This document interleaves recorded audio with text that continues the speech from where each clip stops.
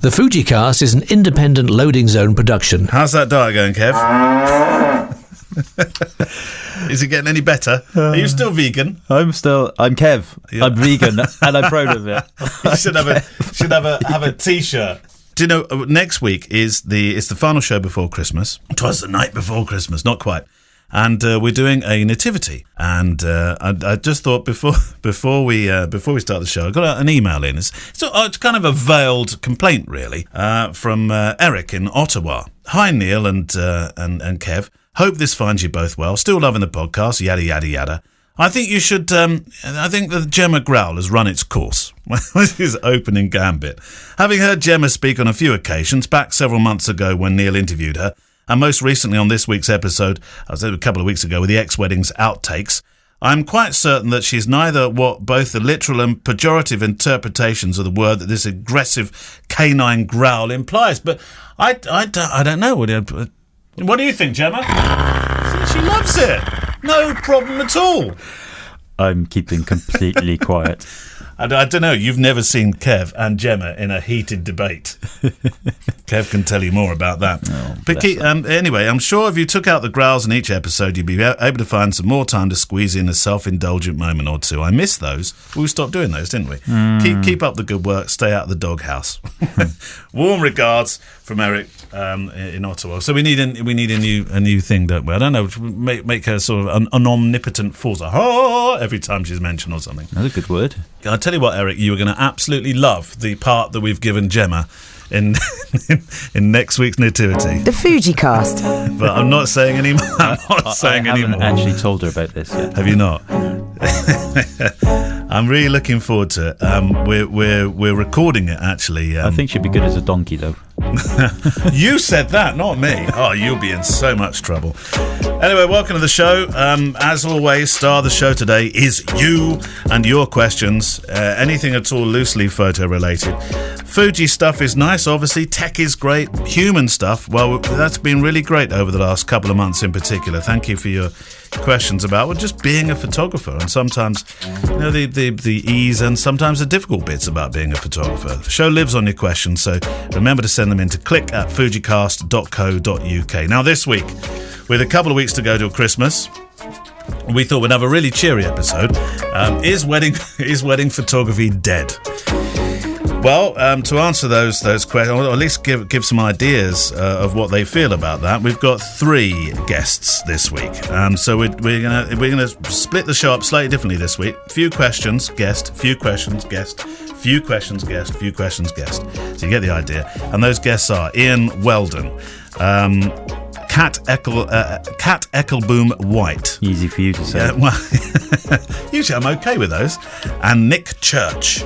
And those 3 are going to talk about, and they have very, very different backgrounds and views about being a wedding photographer, what it means to be a wedding photographer. Ian's take on it is going to be mainly about conviction. Cat-Eckelboom-White is all about reinvention. And Nick Church, 3 years ago, this guy had never even picked up a pro camera.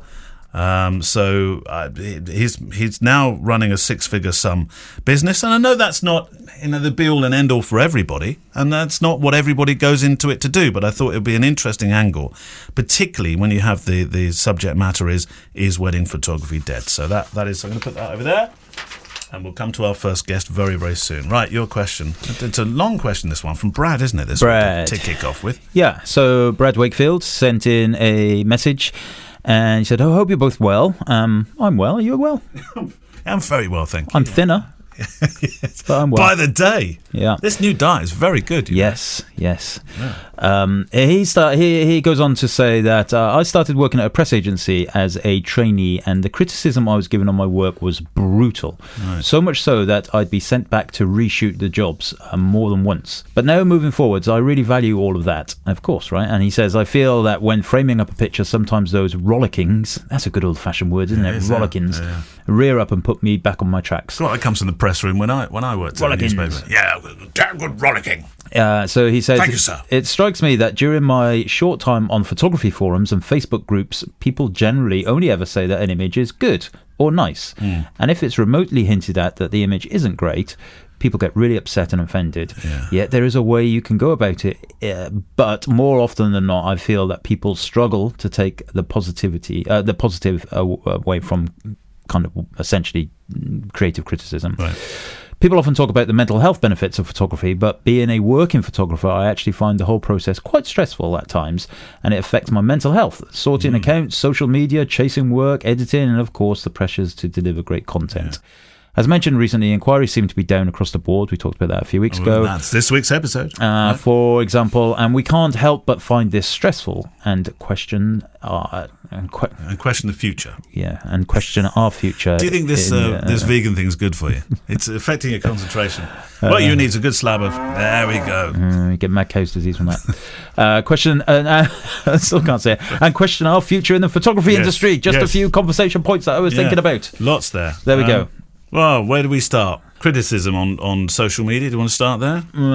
Yeah, I mean, Brad is absolutely spot on, of course, that mostly when you stick a picture on Facebook, especially, let's face it, we're talking about Facebook here, most people are going to say, I love it, really nice, or cool, or thumbs up, or like, or all that kind of stuff. Very few people are actually going to say, actually, I think that's right. Or they're going to say, well, you know what? I don't know. I think in some forums you get some really cruel, some people will. Brutal feedback. I think we're on about just kind of generally the general kind of apathy to do it. And is this because of the thing that we mentioned last week when Keith Bernstein was a guest on the show, that image overload thing? Maybe. The fact is, I agree with Brad. It's people do take badly if you do offer up any kind of criticism, unless it's in a place, in a group, for example, a Facebook group where it's about that, or the rules are quite obvious that actually your pictures will be up for criticism, and you can be creative in your criticism and be honest to help people rather than just be negative. And there are a breed of people out there, breed of photographers who base their criticism on jealousy. So if a picture is actually very good, they might just say it's not very good purely because they're sad that they didn't take it. Those people exist, but very few of them. But generally, if people... I've had times in the past where I've put pictures on my own Facebook business page, and other photographers have come on and have used that as an opportunity. I would have done it differently. Yeah. I wondered if you were going to say that. And that's definitely wrong. You don't go onto other people's business pages and say stuff like that. But why? Because that's a marketing forum. That's not your Facebook private, personal element. That's like standing outside somebody's shop window and saying, those oranges in there are going off, don't buy them, I've got better oranges in my orange shop. So I don't think that's right. But Brad goes on about the kind of mental health elements of all of that stuff and the business as a whole. And I have to say that I know a lot of people do struggle with it. I don't personally. I'm very good at just being able to switch off the noise of the industry. When it's switched on, it's very noisy. But I'm pretty good, and I've had my fair share, believe me, of brutality and bullying and all kinds of other stuff in the industry. And you just have to compartmentalize it and stick it in the cupboard for a bit until you open that cupboard again and see it again. But it's, what do you do? I'm in a couple of Facebook groups where, the ethos of it is that you put pictures up to help you make your pictures better. By and large, it works. It's been suggested, actually, that in the FujiCast Facebook group that we should do that more, because we haven't actually done a lot of that, have we? No, but you run the risk, as Brad says, you run the risk of upsetting people, because by and large, in the FujiCast group, of course, it's a friendly and welcoming place, and it's very easy to be misconstrued, and Brad does allude to it himself in the language that you use when you're making a constructive criticism can be misinterpreted and can be seen as more negative than it actually is. And you just have to... Is that your tummy again? You so need a. You have to. You're breaking off at that point.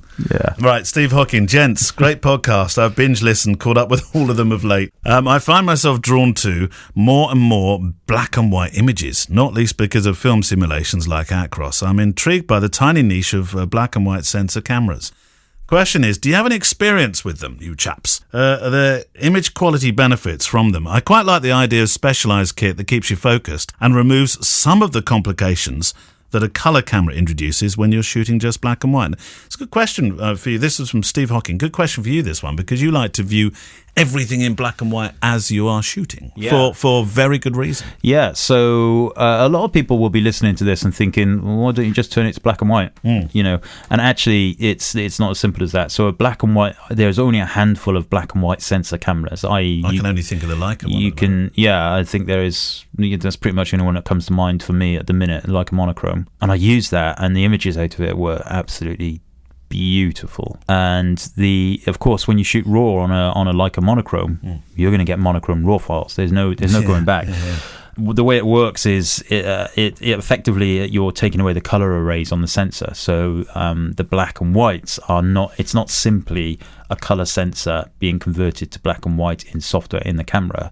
It's a black and white sensor with no color filter arrays on it, and so the blacks are deeper, the whites are, or the shadows and highlights are much more defined. And that's what makes a difference. That's what makes a difference. Wow. Absolutely. I remember sitting in the back of a car once with a manager, a manager, and okay, well, it was a manager at Fujifilm a long time ago, and he, you know, we had this question. He said, "What do you think about a monochrome camera?" What, a Fujifilm one? Well, yeah, I mean, it was a general conversation, and I was like, I would absolutely love one that was, you know, a proper monochrome sensor. Of course, marketing and the amount of cameras they would sell and everything, they've certainly never gone down that route, and I absolutely don't foresee them going down that route either. But yeah, but you might never have foreseen them going down the route where they removed a screen from the back of a camera. Yeah, kind of. Yeah, you're right. But these are bold marketing statements. Yeah, you're right. You're absolutely right. But yeah, I mean, black and white sensor cameras, love it. I would love one. Steve, thank you for your question. Send your questions in to click@fujicast.co.uk. And you'll be read out on the show at some stage. And we are thinking of the new year, by the way. There's lots of thinking in the new year things going on, but one of the things that we're really considering doing is a question mop-up every now. It'll probably be once a month, which we'll do in Vision as part of the podcast as well. So that'll be from next month or maybe the month after, but not long after that. So this week, is wedding photography dead? Is it? What do you think, Kev? No, it's not, because there are still lots of people getting married, and there is a billion wedding photographers out there making a living out of it. But the last couple of weeks, last month really, we've just had quite a few emails from people bemoaning the fact that their bookings are right down. True. It's not as easy as it used to be. True. Some are actually leaving the industry and moving into entirely different industries, not even connected. In fact, we've got a friend of ours on a Facebook forum that we know of that moved right out of the photographic industry altogether. True.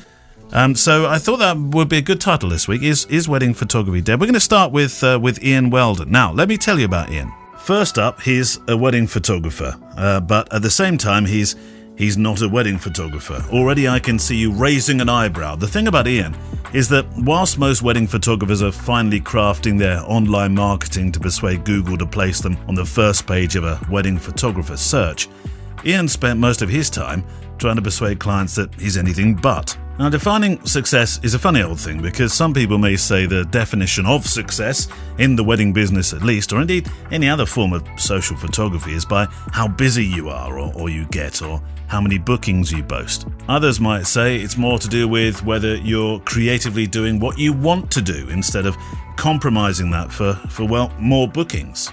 So in today's topically driven show, you're going to hear three photographers who have their own theories on what's happening in the wedding industry and how much of this is relevant to other genres too. And it's probably worth pointing out that Ian caused a bit of a stir in the press by shooting a wedding recently for a couple partnered with Huawei using a mobile phone. Some professionals face-palmed within various forums and generally online, suggesting this is just the time nobody wanted that kind of PR, which wasn't helped by the mobile giant's PR suggesting a figure that over a third of couples are somehow dissatisfied with their professional wedding pictures. Is wedding photography dead? Let's hit the ground running then with Ian Weldon. Straight off the bat, Ian, you'd be the first to say that you're not necessarily the right person to appear in a piece about wedding photography, because you're not really a wedding photographer, are you? We all have a perception of what a wedding photographer is, and we all know what a wedding photographer is. Yeah. And I just I don't really have that much of an interest in weddings. And I've never made that a secret. I wonder how your clients feel about that, because they come to you and say, look, I'm not really interested in your wedding. Oh, well, no, people come to me because of the work, man. If they see something in that and they want me to shoot their wedding, I've already got a foot in the door. So what is different about your work, Ian? I mean, here we are making a feature here about is wedding photography dead? What's different about your work from those that describe themselves as documentary, reportage, and all those other titles that come with that? Most wedding photographers, I think, a high percentage of wedding photographers are running a business, man.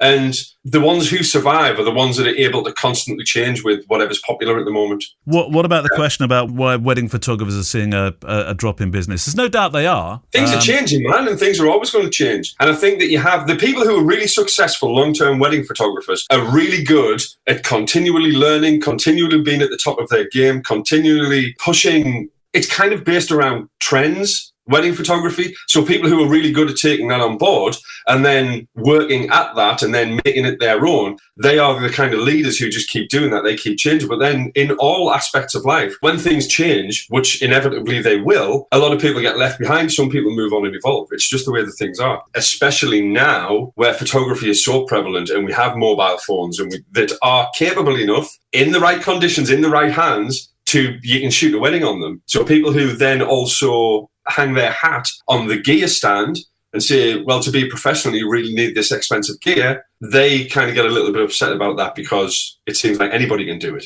But it's photography, man. Not everybody can do it. In an age where photography is so much more democratic and not the alchemic occupation, cloaked by knowledge of developer and stop and fix. Does that mean the role of professional wedding photographer is now no longer as relevant, do you think? I think the lines are becoming blurred as to the genres of photography. I think it's just becoming photographer. People will always need a photographer. People will not always need camera operators. That's becoming automated in the hands of everybody. People will always need photographers and people will always need artists. But the thing is, because it's so easy to be competent now, you can't really get away with just being competent. So maybe that's why a lot of people are losing business. That's why a lot of people are kind of struggling as photographers, running photography businesses these days. Yeah, I mean, you've achieved a lot of, notice I don't say other wedding photographers. I'm going to say you've achieved a lot of what titled wedding photographers would love to have achieved. You've got some solid self-built PR for someone who doesn't for someone who doesn't shoot weddings. The BBC ran a piece about you. The BBC never run pieces about wedding photography unless there's a disaster going on. The Guardian did a piece on you called, Drunks, Dress Disasters and Dad Dancing. Yeah. That headline, the kind of drunks and disasters. And it's not really about drunks, it's about people, and people at weddings usually tend to get drunk, but... And then you've got the Magnum Great, the giant that is Martin Parr, giving you space on a wall as well. I mean, more than that. And in fact, there is this rumour that you might end up being Magnum's first photographer to join their ranks as a wedding photographer. Now, at which stage, I'll pause because I think that would be a breakthrough for the genre. But then again, and it's a question I've been dying to ask you: how would you fit into Magnum as a wedding photographer that isn't a wedding photographer? Because that's kind of really hypothetical, I wouldn't know. And to be fair, I think I'm probably a little bit old to be joining with ranks of Magnum. Good heavens, no. And hey, maybe not even good enough. Right. Okay, the storm that is that Huawei film. In Huawei Matrimony, where the mobile giant is capturing a wedding. That's caused a stir. You're using one of their phones. Is it really possible to photograph a wedding using a smartphone? Yeah, well, in the hands of somebody capable enough to do it, yes. It's a camera. I'm a photographer. I'm going to be able to do it with whatever tool I'm given. Because, as I alluded to earlier, this idea that we hang our profession or what we do or any kind of success that we have on the stand of the manufacturer of the stand of the camera, that's completely preposterous. And I think that's where people are getting completely lost as to what they're actually doing as photographers. It's about the photography, it's about the idea, and we should be able to do that with any tool. It may not have the pixel peeper quality that you're looking for, but yes, of course you can do it. Did they come to you or did you go to them? They came to me. Okay. Well, I want to get to the tech detail a little bit here, but I am intrigued as to where this what I think of as spurious figure that's on the introduction caption comes from. They claim 35% of Brits don't like their wedding photos. Do you know where that comes from? I'm intrigued. Absolutely no idea. That's their marketing, that's their side of things. I'd love to know that source of research. The challenge for me was just to shoot the wedding on the phone. Yeah, okay. Well, look, it's not the first time this has been done, of course, but what drew you to have a go at this, to photograph a wedding on a phone? I think you may have answered that slightly, but there has to have been, and it can't just be money, I'm sure. No, absolutely not. Obviously, I got paid for it. It's a commercial gig, you know. Paid for it by them or paid for it by the clients? I got paid by Huawei. Will you do it? I tested the devices for about a month beforehand to make sure that it was capable of doing it. I had to think around all of the problems, see how we get. All cameras have their own problems, and to expect like one device to be able to shoot a wedding with all those different kind of the issues that you come across. There's barely a camera that can do that, you know? So it was the challenge to kind of figure out how we could do it, how I could use that device in a way that I could capture images of the day in the same way that I would normally do. So, yeah, that was a strong part of it, just to see if we could do it. In the film, you said you were apprehensive about photographing a wedding on a smartphone. You obviously did your homework and tested it, as you just said. What were the main concerns that you thought, okay, I'm not quite sure the phone will cut it for this, this, and this? One, a bride walking down the aisle, tracking that focus as a subject's moving towards you, which is the bane of the most expensive camera. But I got around it, you know. It's like you just have to kind of pre-focus. You have to understand how the camera works, really. So it's not just shooting a wedding on a mobile phone. You said also in the film, it's a short film, and it's worth watching. You could get into situations that you couldn't with the camera that you normally use. Well, what's the camera you normally? We get the camera question out of the way. What's the camera you normally use? It is an X Pro 2. X Pro 2. Okay. So what were those situations you felt you could get into with a phone that you couldn't with your X Pro 2? Yeah, it just kind of freed me up a bit, man.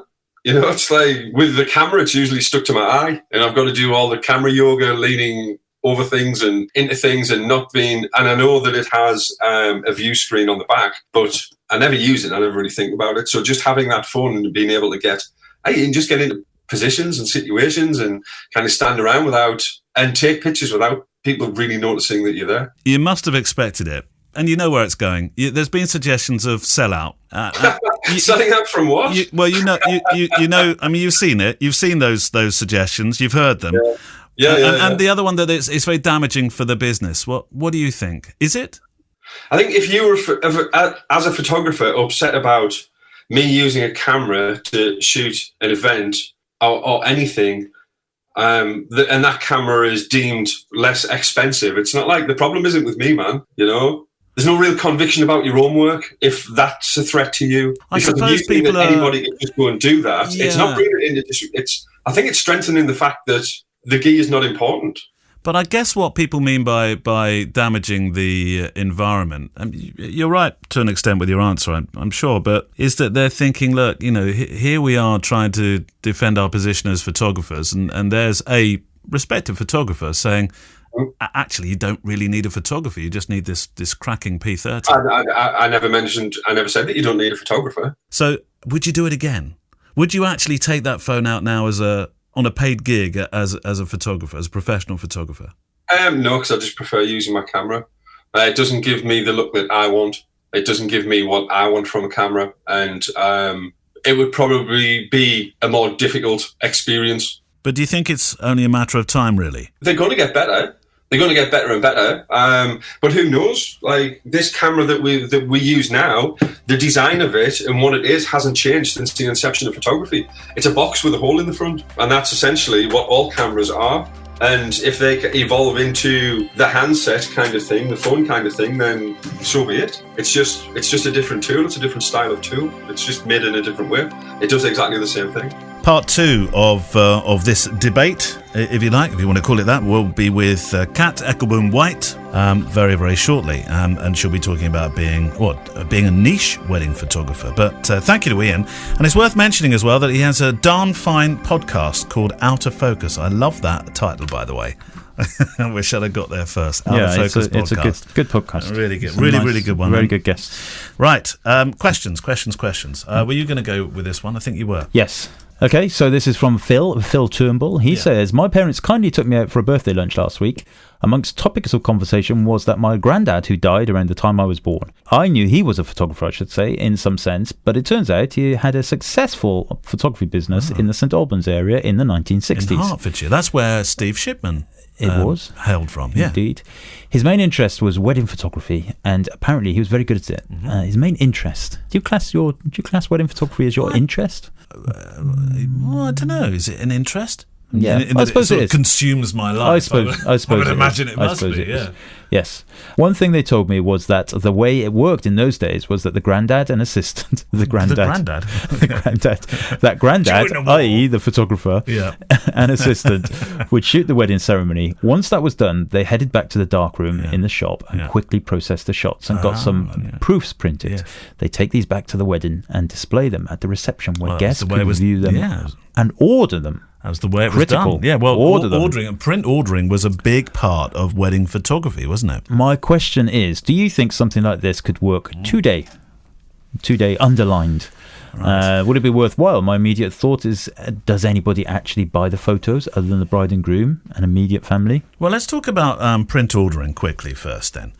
Do you get any or lots of orders for prints from weddings? Very few. Right. Why do you think a lot less? Why do you think that is? Well, partly I think it's because my pictures are all kind of candid, so it's very rare for me to, I'm not doing beautiful Vanity Fair type portraits and group shots and stuff. So they're typically the ones. And the group shots are the ones that are going to sell, really. Yeah. So I think there's partly that. I also think that clients get the digital images. I give them the high res digital images. It's true. Yeah.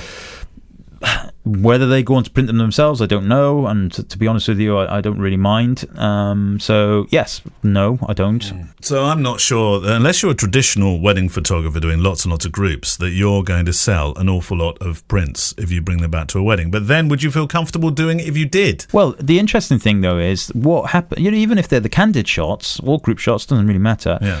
If you could take them back, let's just say there's a 2-hour gap and you've got an Canon A3 printer in the back of your car and a framing system and credit card machine and all that stuff, and you go back and you print out all 400 pictures, right? You've managed to cull and edit and all that stuff, and you've done it all in 2 hours, and you go back and you stick them on the wall.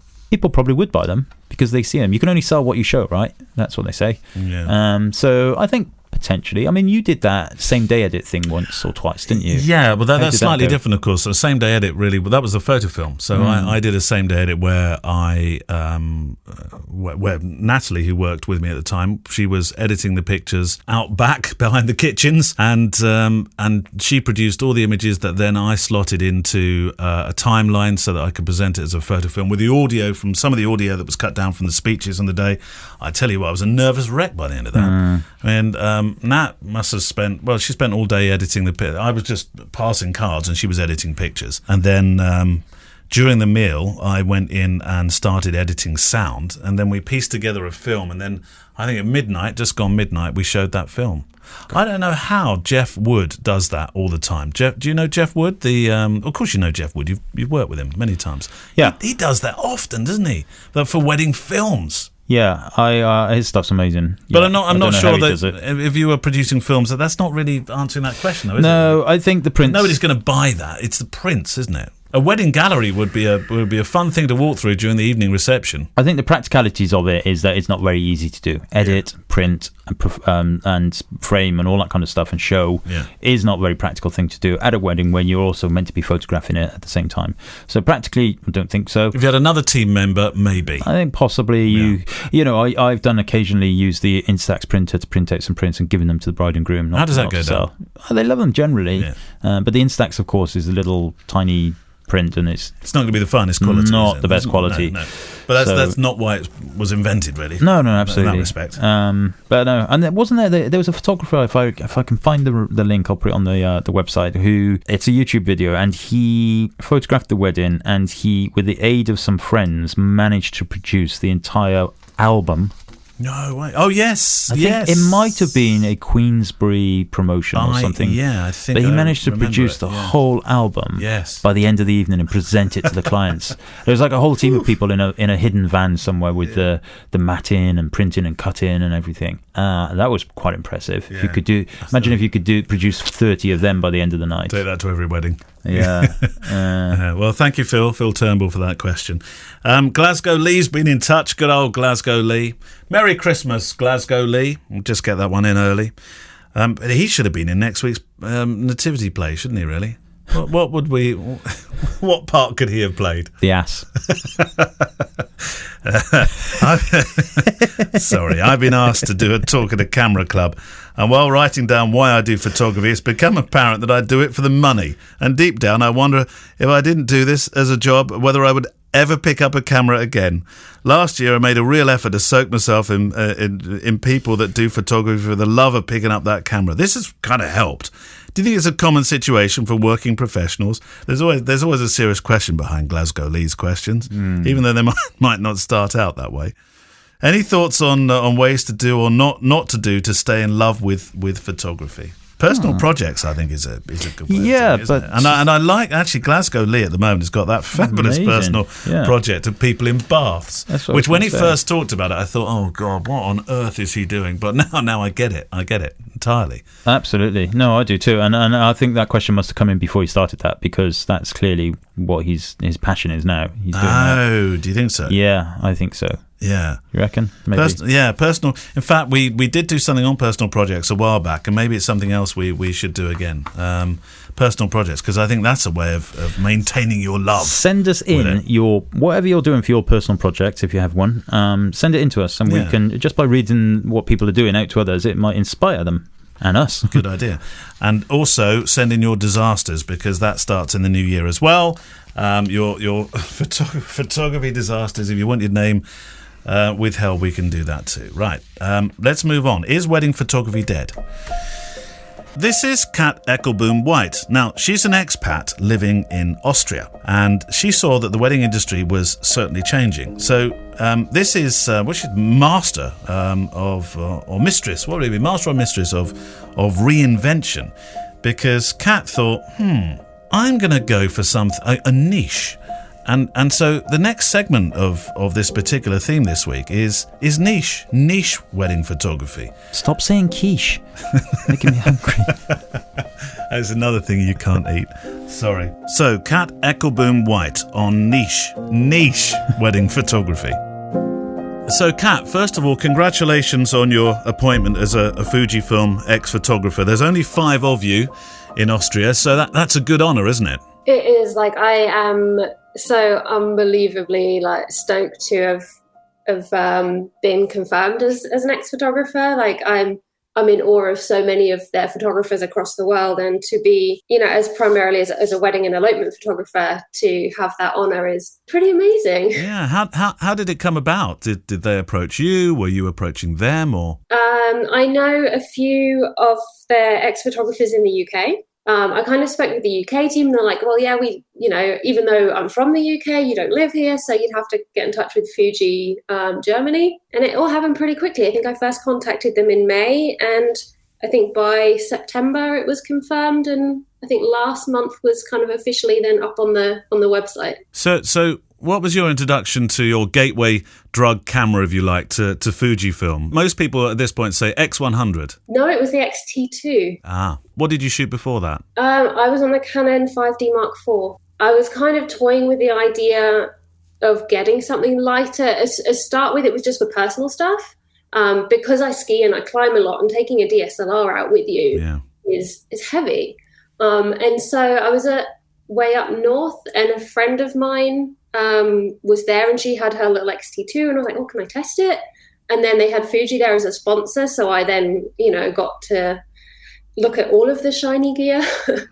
And it was pretty much like love at first sight. Like in terms of just picking it up and the weight and the usability, I really loved it. So I guess now you're XT3 user or? XT3s.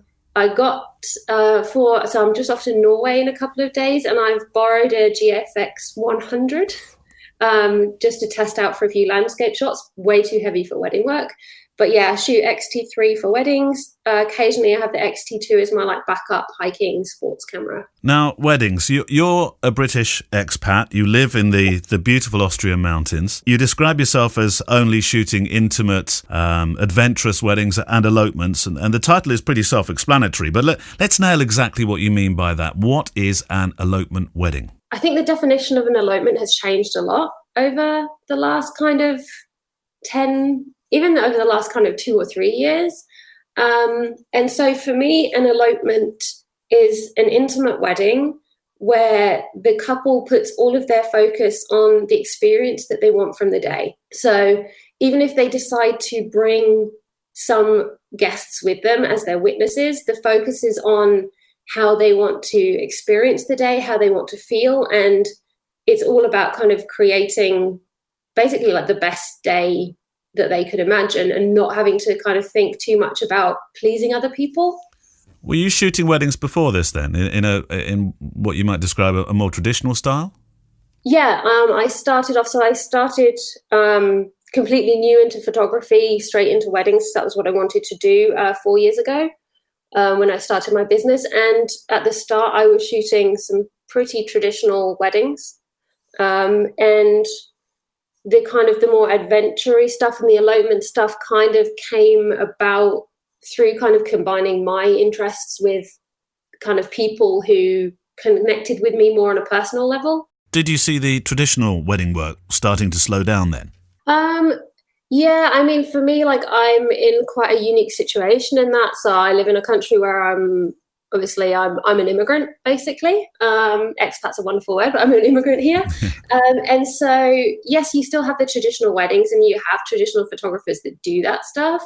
But I think there's more and more couples who they don't want the same old that everyone else has had, the same wedding venues, the same vendors as, you know, everyone else in their family. They want to do something different, something memorable.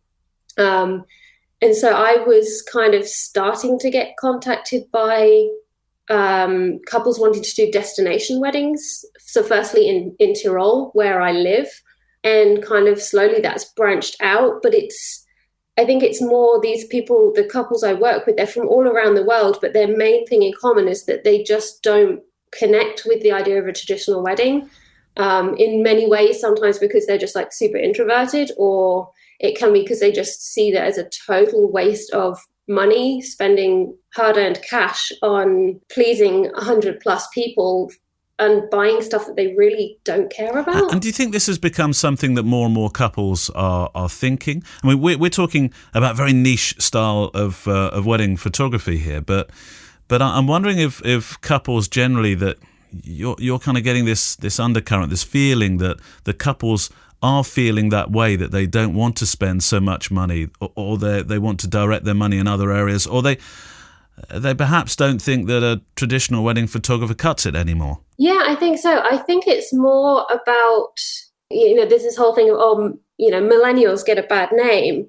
But I think that generally couples, or a lot of the couples that I see coming through to me, are so much more self-aware in kind of just what they want in their kind of what they value in life in general, not just to do with their wedding.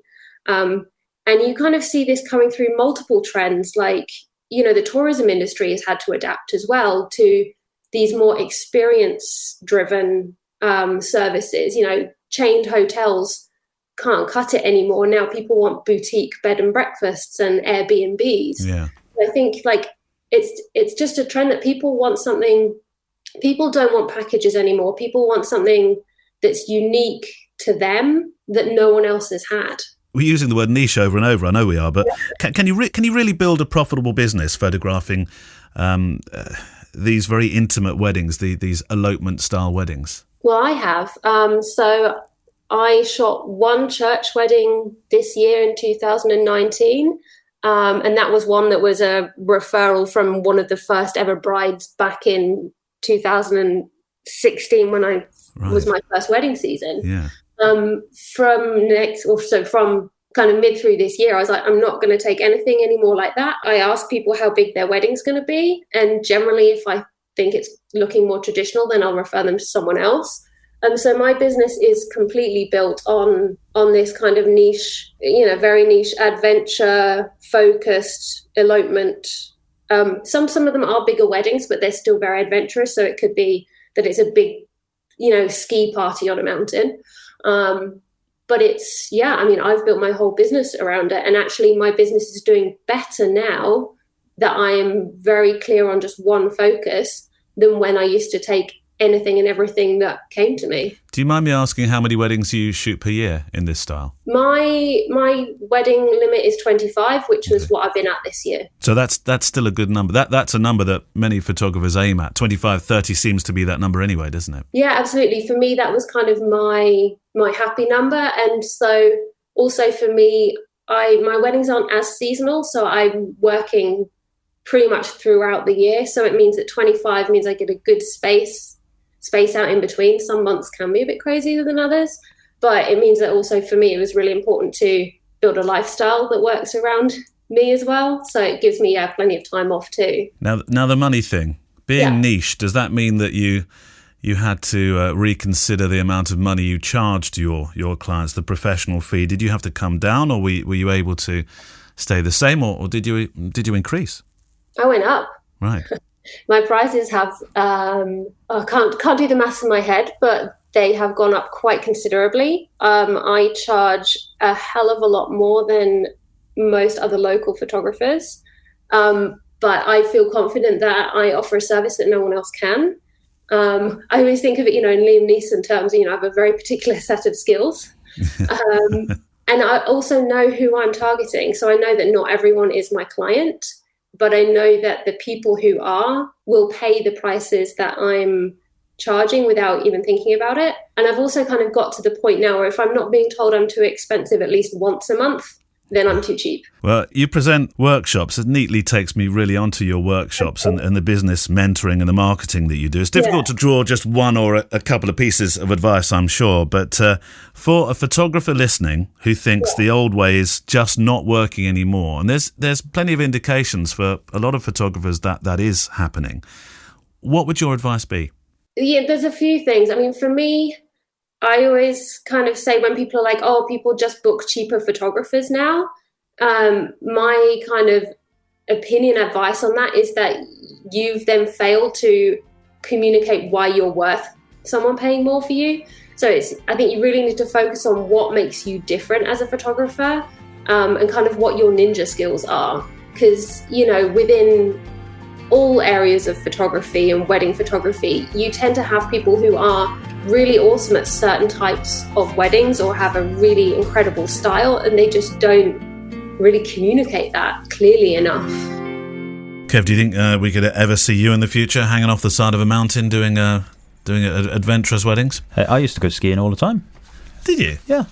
Do you know? Actually, yeah.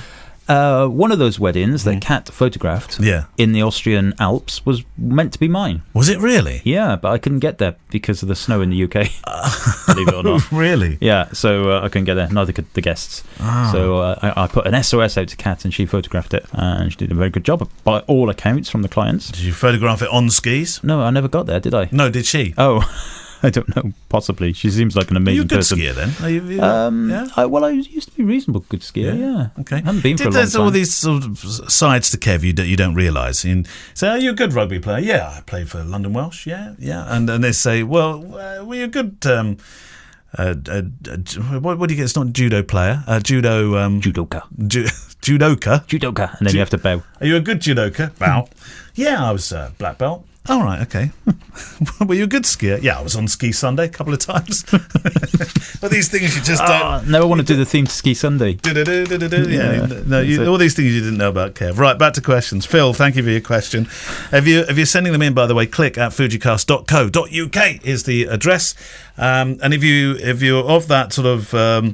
thought that you won't get on. You will. And sometimes it does take a few weeks, a month or so, but you will get on. And we are going to do some question mop-ups on the new YouTube channel as well. So, I just started listening to the podcast, guys. Really enjoy it so far. I was wondering if you print out any of your. We've had a printing question, haven't we? But this is slightly different. I was wondering if you print out any of your work or street photography to display at home. If so, how do you display them? Maybe a photo wall or in frames. I like that. Okay.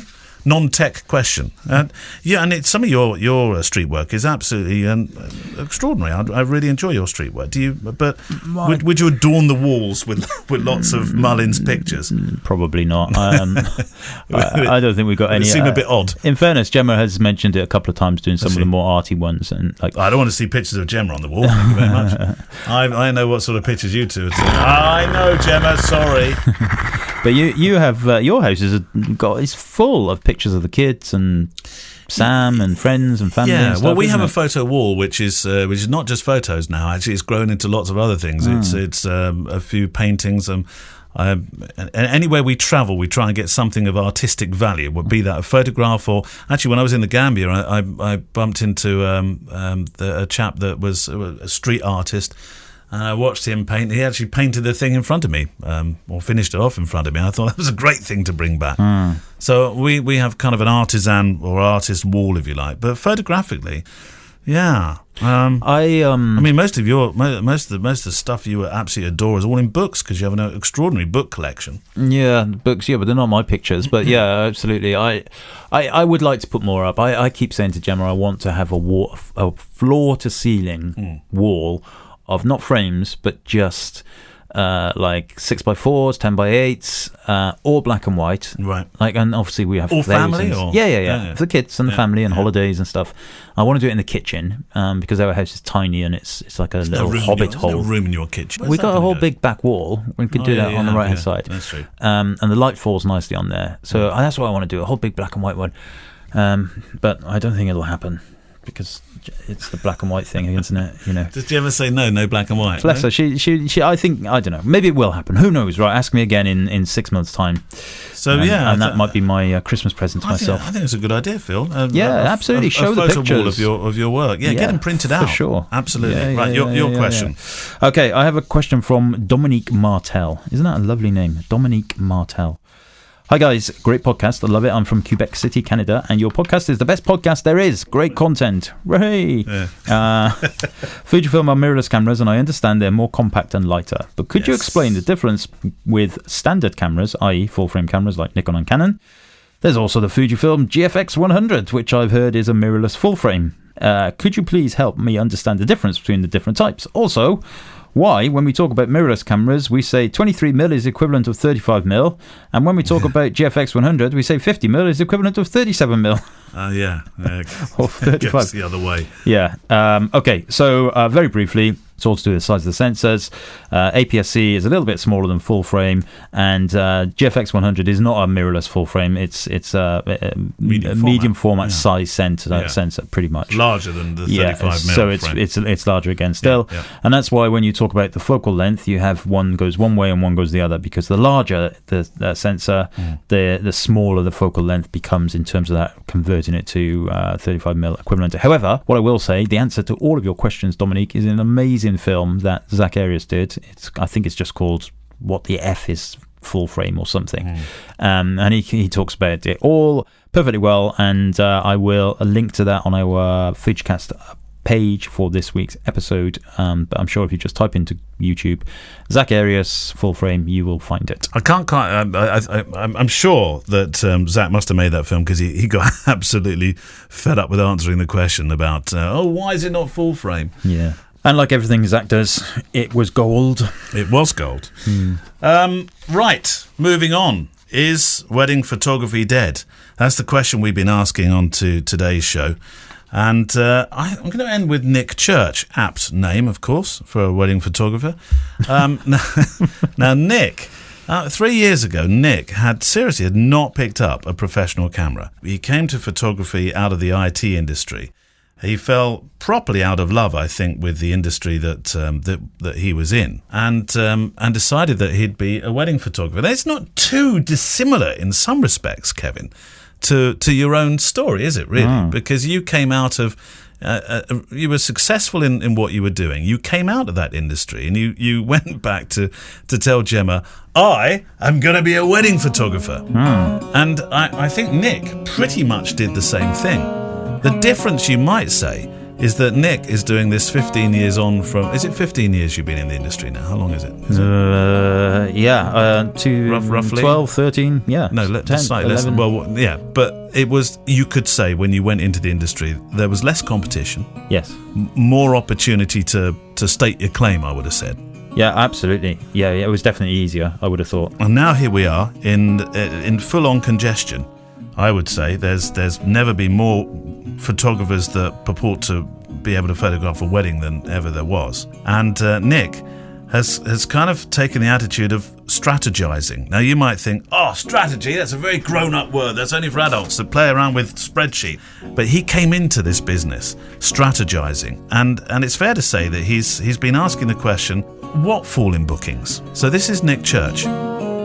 Nick, you're at an interesting stage because your introduction to wedding photography only really started 3 years ago. Up to then, you worked, as many photographers do and have, in IT. In fact, you'd not even used a pro camera, had you? No, that's right. I mean, actually, yeah, 4 years ago was the first camera I bought. And I gave up my full-time job January 2018. So, so it's still a new venture. So there was a period while the whole thing was growing and you were finding that level of income because you were a director in your IT company, weren't you? Yeah, that's right. It was a software company. So, and I have had a career in software from engineering through to architect, project manager, and then the sort of directorship level later on. So so it is a very busy job, and also, you know, your lifestyle accommodates whatever salary you've got. So it was well paid. With I've got a big family, we've got a mortgage and everything else. So it did raise the bar. I mean, it sounds like a first world problem, but it did make it, you know, that much more challenging to sort of change career into something that could, you know, replace that salary. Did your peers, your colleagues, your family, did they say, Nick, what on earth are you doing? A couple did. Yeah, I think a couple after they've seen how hard I'd worked through my career to get where I was. But my partner, Dawn, was excellent and just said, you know, if this is what you want to do, then she'll support that. But part of the transition was all about making sure that it didn't put people at risk, didn't put family at risk. I had a pretty clear strategy about when was the right time to jump ship and did I have the bookings, and, you know, so I had a good set of projections put in to make sure that I was confident. So you're coming to photography during a time in the UK, at any rate, where most photographers think of as post-Brexit result blues.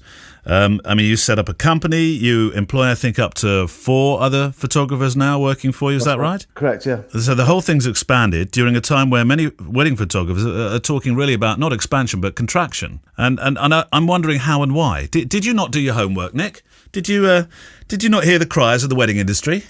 It wasn't the ideal time. I won't lie. It was, you know, but I think because I've come at it from such a left field direction, I didn't know wedding photographers. I was not been involved in the industry, so I wasn't in Facebook groups talking to photographers. So I was able to, with the other job still going, I was able to just feel my way through, work out what strategy I was going to use to get those bookings in.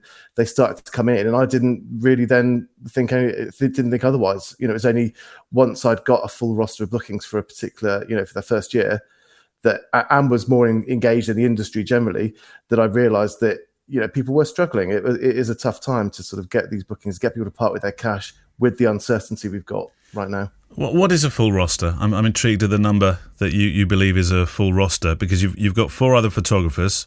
So I have a figure in my mind, but what's your figure? Well, last year in 2018, or this year rather, it was about, I think, 162 in total.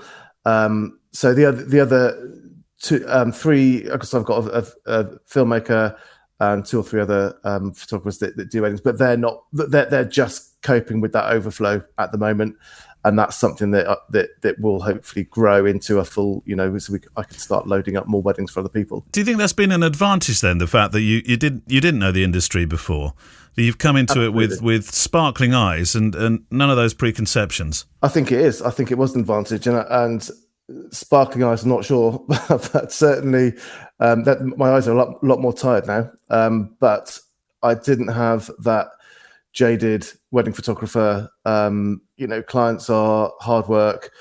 It's really hard to get their money. They're all tire kickers. They want to push your price down. So I didn't have all those kind of stories, affecting my outlook. It was just, let's work out what my strategy is. Let's go for it, and that worked. And that's definitely been something that's kind of kept me fairly buoyant through that time. Let's talk about strategy. Somebody who's been in the business 3 years will not, as you've already said, come to the party laden with preconceptions of how to launch a business through old school methods. And you went into it. I think it would be fair to say that the Facebook has been, the Facebook theory has been really the success behind the business. You've been able to achieve this sort of 6-figure turnover. You've done that. Is it fair to say you've done that entirely through Facebook, or pretty much? Yeah, absolutely. The more organic referrals, and getting bookings directly from my SEOing through Google is something that's only started to happen now in the last 12 months. So before that, it was very much probably 90-95% Facebook advertising, with latterly a bit more, with later on a bit more Instagram as well. But that was something that I did very early on. That's how I got the first few weddings, without even having any portfolio really, just went straight into Facebook advertising, because that's something I'd used in my previous career that works well. So it was just a logical thing. There's those that believe that Facebook advertising is probably one of the most cost-effective forms of marketing out there, aren't there? Yeah, I mean, the danger I was worried about is that by just using that, then you are, if that stops to be as effective, then you've only got, you got all your eggs in one basket. So things like wedding fairs and those other things are something that I've had to do as well. But the amount of time and money investment in a wedding fair is just not comparable to the success of Facebook advertising. But if Facebook goes bust tomorrow, I want to make sure that there's other avenues of bookings to come in. So how does the Facebook advertising work? How do you do it through Facebook? Well, the way that I approached it was, again, without any knowledge of how photographers usually approach Facebook advertising. I'd not looked at all the YouTube videos that I've since seen of marketeers suggesting how one might create an advert for a photography service. So I did it in a completely different way to that, which was, I thought, well, what I want to do is write a post full of loads of images I'm not constrained on resolution. I don't have to use some cruddy slideshow video that reduces the resolution. I want the images to be really nice. I want it just to look like my normal post. But as you said, I didn't have a following at that point, so I want to just shove it in front of the right people. So by creating a normal post in my Facebook business page with loads of images, because there's no limit pretty much to the images you can put in there. There's no limit to the amount of copy you can put in. So just really explain what it is that you're offering, put your best work in there, give a discount, because people on Facebook, it is true that people do want a discount. That doesn't mean they won't go for the higher service, but they do want a discount. And then I used Facebook Ads Manager to then promote that to the right market. And that's the same. That's what I've been doing all the way through up to now. It's just the same way of doing it. And it goes up and down. Last year, the results were better than this year, but it's still a really good return on investment. I'm still intrigued as to how you did that very first post with no portfolio. It's an extraordinary success. Well, I did have about 5 images of a friend of mine. She put on her wedding dress, and we went to a church. Her husband didn't want to be involved in it, so I couldn't convince him. But I had some shots of her, shots of the kids, and that was enough just to get the next booking. And as soon as you've got the next one, then you're off, because you've got plenty of portfolio then. So I've looked at your package prices. And it's what I would refer to as pretty much smack bang in the middle market in terms of pricing strategy. But this is equally the most competitive part, of course, isn't it? It's not in the race to the bottom part, and it's not in the high end 4 to 5K plus end. Yeah. You're right in that bit where everybody's fighting for business. Have you noticed anything in the last 2-3 years? In terms of in terms of the business dropping off? No, I haven't. None at all. I think yes, I am in that area of the market. It is a busy marketplace, but if one thing that is clear across any business is that people are buying from people, and they're not comparing different images particularly. You want your images to look good for the potential market that you're aiming for, good for the price that you're asking. I think my images are that. I'm very confident to get behind my portfolio and market that as being a really good value for the price it's at. But then it's all about engagement and making sure that you're providing the good service, and they can get that feel that they feel like you're just going to be able to handle it. And that's the way that I think you can differentiate, not just through price. What makes your images different? I mean, we talk about difference. People buy on people, as you've just said, but also it needs to be different. There needs to be something that sets you aside from the next Nick Church along the road. There's only one. I knew you'd say that. It's a good question, and I think the answer is that the style that my images are is purely based upon the fact that I have never researched loads of wedding photographers. I'm not great at so if you were to ask me a question of who's your favorite wedding photographer, I or who do you aspire to be, what famous wedding photographer, I don't know any, and I'm not saying that's the right thing. I think it's quite poor. It's just I've been so busy to do that kind of research. So my photos are a result of not having much external input. And that's not to say they're completely unique, of course, because we're all using the same kit and we're all using the same sun and to produce the light. But but the feedback I get from couples is that they're very vibrant and that they really like the lighting and the attention to the natural light. And if it's an artificial light, they really like the natural feel to them and the sort of unposed elements to all the photos. So it's a case of, right, now that I know that, let's make that part of the marketing strategy reflects that back to people. So if they're feeling, when they look at my images, they feel something. If you come back with some marketing, if your marketing spiel is all about saying the same thing, they feel really, really rewarded, that they think, oh, that lighting's good, and then they see that, oh, that is something that he's trying to do, and they feel good that they identified that themselves. So using that feedback is really important. I noticed you've been pretty busy on various podcasts. You've been ramping up the Nick Church PR for your company, which is good. In fact, I mean, I heard from you in terms of what we're doing now. So that shows that you're happy to get out there and push your brand and push yourself forward. Yeah. Is the plan to build the training part of your business and make the company more B2B? Do you see that as the long term? You use the S word, so is that the long term strategy? Absolutely, yeah, that's right. And things like the podcast. Firstly, I really enjoy doing that side of it as well, but it would be unfair to say that part of it isn't to be able to get out there to where other photographers are thinking about, this, maybe there's something you can learn from that, from this person, and that's all part of it. I would like to build that side, but I do want to continue to do the weddings, because I think just doing training without actually walking the walk and talking the talk is a pretty risky game. I think you do need to do both, and so that's the plan, is to sort of build this side of the business, the training end. I'm intrigued. You put your training and your mentoring head on now for a second. What you would say to somebody who says, well, look, the business has changed. It's not like what it used to be. You can't earn money from it anymore. It's going downhill. It's going down the pan. Wedding photography as an industry is dead. I'm intrigued to know what you would say to that person.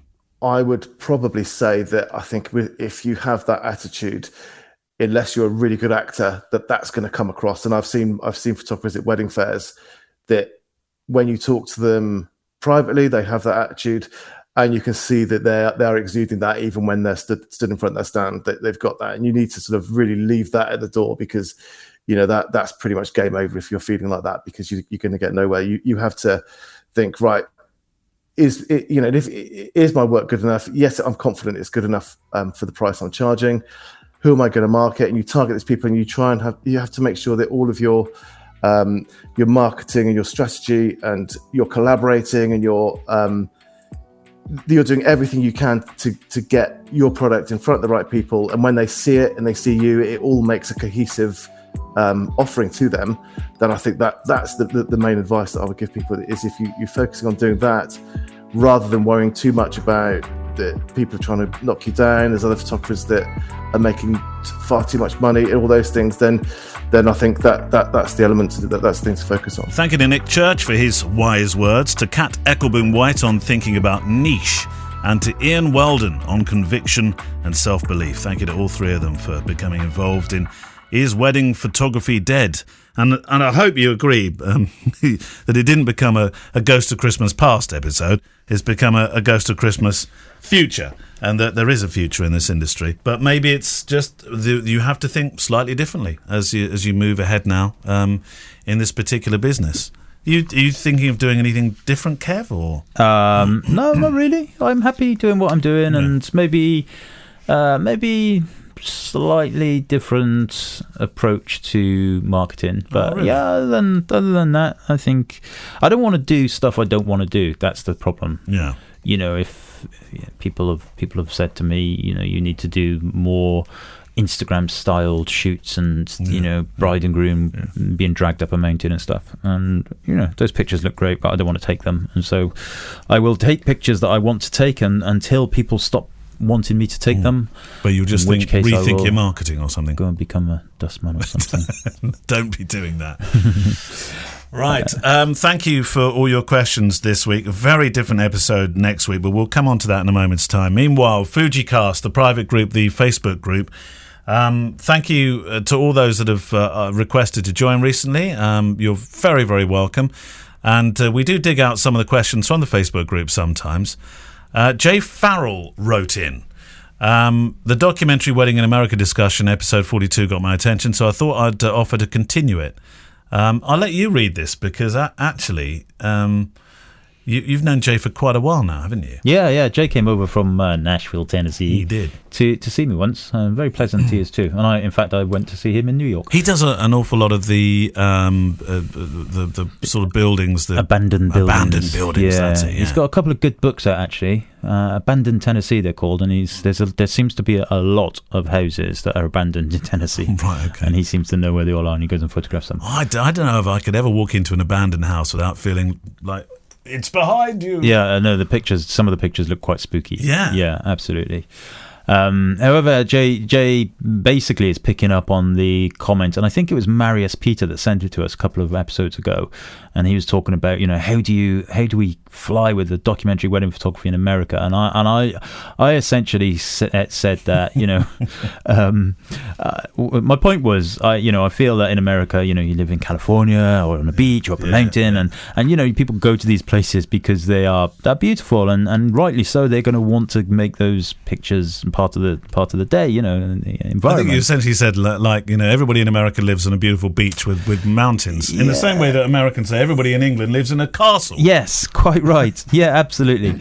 Apart from the ones in Merthyr Tydfil. They've never seen Slough or Merthyr Tydfil. Yeah. And in fact, Marius then picks up. So Jay is effectively offering an olive branch, really, and saying, this is how I've been doing it, and he's good at it, and he's doing it in Tennessee of all places. And Marius, you'll get in trouble for that. Marius, Tennessee of all places. I'd love to go to Tennessee. My spiritual home, I reckon, would be there. Do you think so? Yeah, I really want to go. They'd love a good meat on the griddle out there, though. Yeah, I'm not sure that they'd understand your newfound veganism. Oh, that's true. Yeah, I hadn't thought about that. See? Anyway, Marius goes on to say that I love that sound. I'm from Indiana, and Indiana isn't California or any other nice place. He was having a pop at you, I think. So Indiana is not such a pretty place as California. It's a good thread there. So there's a whole thread, a conversation starter in the group there, which you can join in with regard to the documentary theme of weddings and also the street work as well. We should start a movement to get documentary wedding photography more acceptable in America. You think so? Yeah. Let's have a hashtag. Why do you think it's not as wide? That's too long a hashtag. Is it? Yeah. Okay.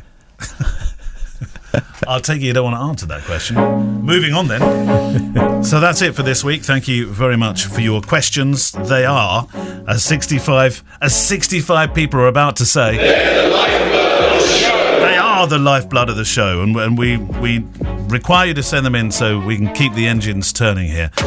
Click at FujiCast.co.uk is the email address. Click at FujiCast.co.uk. As we say, technical questions are great, but also send in human stuff as well. How you feel. I mean, questions about, what it feels like to do things, or taking leaps of faith, and all that kind of stuff is interesting things you photographed, or whatever. Anything you think that other people might find interesting. Your wedding disasters too, we need those. Yes, and we also haven't forgotten about the anniversary, the first year anniversary. Yes. We are still in the process of organising it, and we will let you know as soon as we know. We're in negotiations. Correct. That sounds very grown up, doesn't it? Music from Blue Wednesday this week, and also, of course, the support music from Artlist. And if you want to see our offerings to the photo community personally, myself and Kev, there's one address you need to go to for all those personal website addresses. Learn about the kit Neil and Kevin use, get links to all their websites, and find out first about any new workshops coming up by going to www.fujicast.co.uk/the boys. Yes. Next week is, this week's been a bit different. Next week is very, very different. It's the nativity play. Kev's keeping very quiet. It's the nativity play, and we're all playing a part in it. There'll be yourself, myself, Gemma's. I'm not playing the growl. Gemma's going to be in it. And Sam's going to be in it as well. Oh, and maybe great. even the kids. Yes, will be in this one. And then a couple of weeks after that, does that mean I'm going to have to tidy my house? Well, you may be. Oh no, sorry, we're doing it in a manger. I forgot. Yeah, sorry. You do know the idea about the nativity play, don't you? You do. Yes. So that's next week. Then after that, a couple of weeks, we've got Best of the Guests coming up. So the show does roll into the new year, but we thought we'd replay some of our favourite moments with guests on the show as well. So we will see you in fully dressed up for the nativity. What are you going to wear, by the way? I'm going to wear my Joseph of Technicolor's Dreamcoat Technicolor Joseph thing. Everything is coming out. We'll see you on the show I look like Jason Donovan when I wear that. Jason the Argonauts. We'll see you next week on the show. Bye-bye. Bye-bye. The FujiCast is an independent Loading Zone production. Email the show with your questions and words of wisdom to click@fujicast.co.uk. Email any complaints and political nonsense to our wives, who will deal with your comments in their own good time and in their own good way.